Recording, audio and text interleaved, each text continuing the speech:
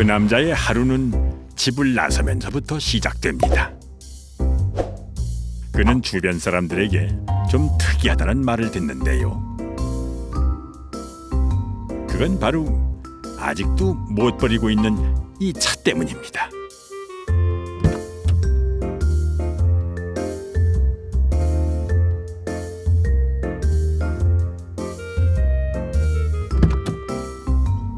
한눈에 봐도 연륜이 묻어나는 이 차가 도로를 누빈 지 올해가 벌써 45년째라니. 그 참 믿기 힘든 얘기입니다.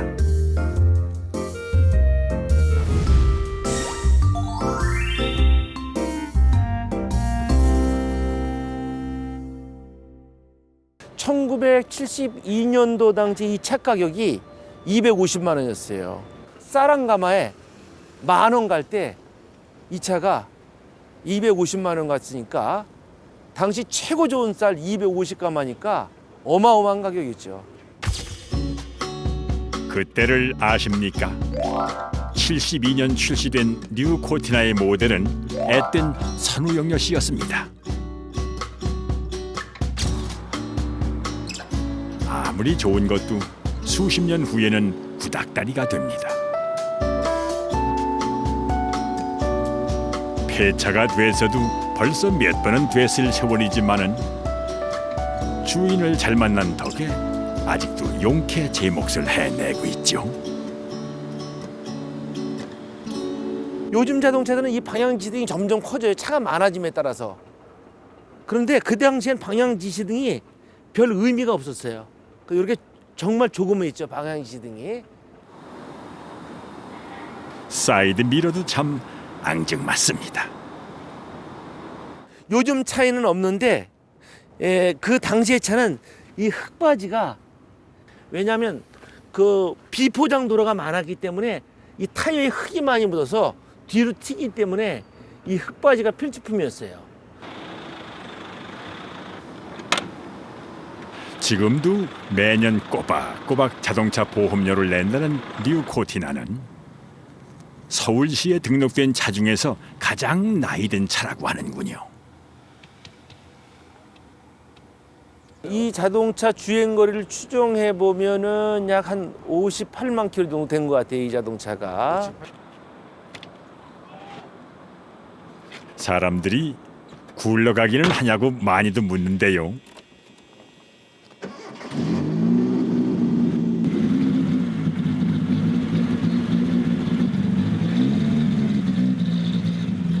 (40년이) 넘었어도 보란 듯이 아주 잘 나갑니다.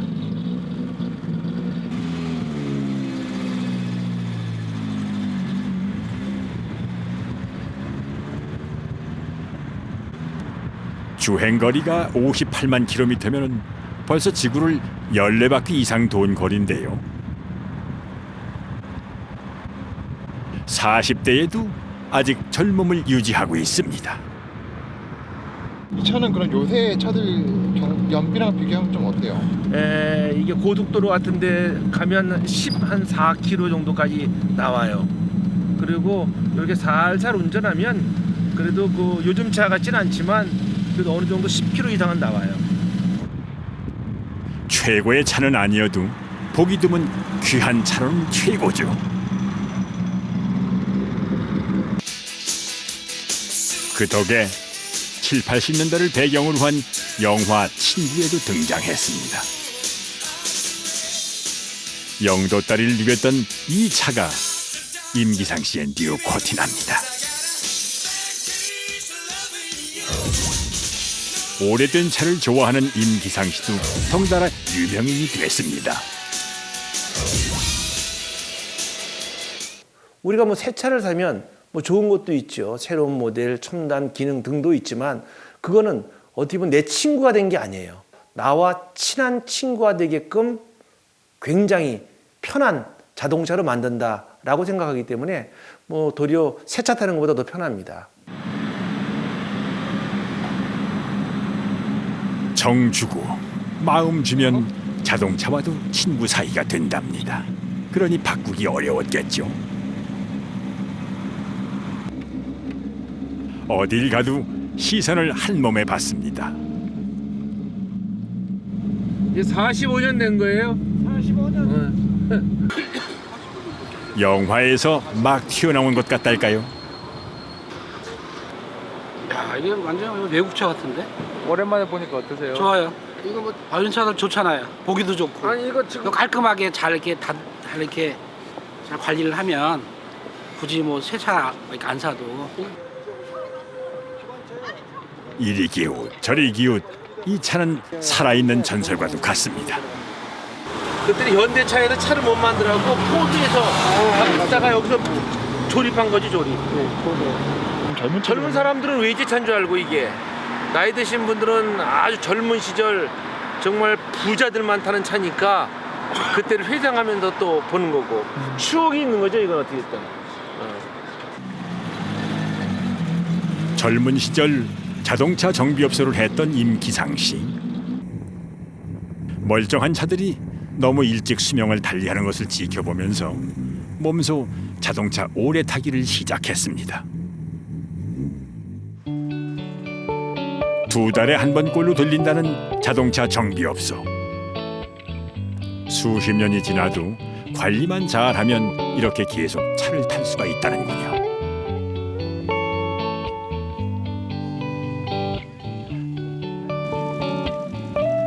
단종된 차라 부품 구하기가 어렵지 않을까 싶은데 그건 재활용 부품을 활용하는 방법이 있습니다. 얼마나 더 탈 수 있을 것 같아요. 관리하기 나름이겠지만 그래도 뭐 5년 이상은 괜찮지 않을까 싶습니다. 차가 노후돼서 배출가스가 많지 않냐고 묻지만 그것도 기후에 불과합니다. 불과 7개월 전에 받은 자동차 검사에서도 아무런 문제가 없었습니다.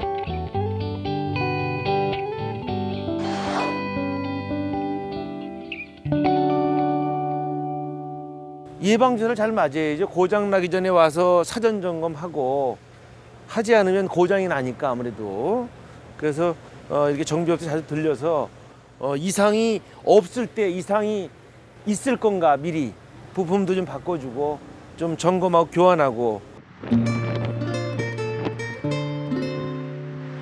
세상에는 오늘도 새로운 기능과 디자인으로 중무장한 새 차들이 수없이 쏟아져 나옵니다. 또 타면 탈수록 자동차가 좋아질 수도 있는 거거든요. 잘만 관리하면. 타는 즐거움이 아니라 관리하는 즐거움도 자동차의 또 다른 즐거움이고. 언젠가 도로에서 이 차와 한번 마주쳐 봤으면 좋겠습니다.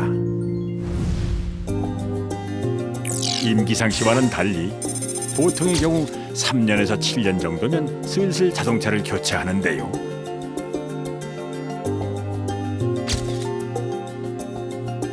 신제품 출시 주기가 빠른 가전제품도 수명이 짧기는 마찬가지입니다. 에어컨, 냉장고 할 것 없이 6, 7년 정도가 되면 어느덧 구닥다리 취급을 받기 시작하죠.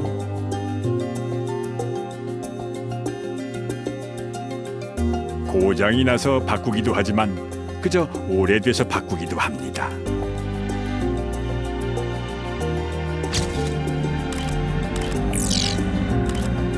이렇게 버려지는 가전제품이 한 해 약 2만 톤에 달한다니 전자쓰레기도 무섭게 쌓여갑니다. 버리지 못하는 아주 오래된 물건, 이 집에도 있습니다. 지나온 세월이 임기상 씨의 자동차 못지않다는데요. 이 놀라운 모습의 주인공은 44년 된 전기 밥솥입니다. 당시엔 단돈 15,000원도 비쌌던 추억의 물건이죠.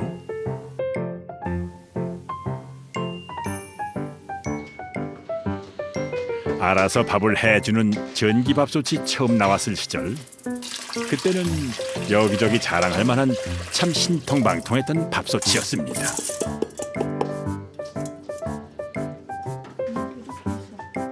산지는 까마득해도 아직도 밥이 지어진다니 그 참 놀라운 이야기입니다. 물론 변압기가 있어야만 밥이 된다는 건 조금 다르지요. 수십 년을 함께 하다 보면 더 버리기가 힘들어집니다. 고장 난 적은 한 번도 없으세요 이거? 예, 고장 안 났어요. 이제 쓸 때 이제 요런 기구를 쓰고는 또 깨끗하게 청소해서 이제 말린 상태에서 또 보관하고 이제 그래서 그러는지 고장은 한 번도 안 났어요. 그냥 그저 골동품처럼 보였는데 40분이 지나자 고소한 밥 냄새가 뚜껑 사이를 비집고 이리저리 새어나오는군요. 이렇게 44년째라니 사람으로 치면 천수를 누린 셈입니다. 신혼부부 때부터 늘 함께했던 밥솥이니 맛보다는 추억 맛입니다. 어머니 밥이 잘 됐나요? 예, 밥이 뭐 압력 밥솥보다는 못해도 그냥 제대로 돼 있네요, 밥이. 하지만 그저 오래됐다고 해서 고물 취급을 하면 조금 섭섭합니다. 구형 밥솥이라 가능한 일도 있다는군요. 어머니 지금 밥솥으로 뭐 만드시는 거예요? 요구르트. 요구르트가 이걸로 밥솥으로 돼요? 이제 온도, 밥솥 온도가 따로 있고요. 또 요구르트 온도는 온도 조절로 가능하지. 담요는 보온을 유지하는 오래 쓰기의 노하우입니다. 이 밥솥으로 말할 것 같으면 남편이 베트남 전쟁에 파병됐을 당시 어렵게 구입한 물건인데요. 그때 함께 샀던 물건도 다 40년 넘게 동거동락 중입니다. 아무래도 이제 사지에 가서 그런 것도 사가지고 왔던 물건이라서 뭐 조금 안 좋다고 그래서 버리기가 또 싫고, 성능이 또 그 전기 제품은 오래된다고 뭐 성능이 나빠지는 건 아닌 것 같더라고요. 그래서 그렇게 쓰고 있어요. 무슨 대단한 절약을 위해서가 아니었습니다. 그저 쓰는데 지장이 없으니 내치지 않고 내내 써왔다는군요. 외관은 좀 바랬어도 건강에 좋은 과일 주스 만드는 데에는 아직도 손색이 없어 보입니다. 토스트기도 멀쩡합니다. 지금 나오는 토스트기와 비교를 해도 겉모습이 크게 다를 바가 없는 이 토스트기도 44년째 사용 중이죠.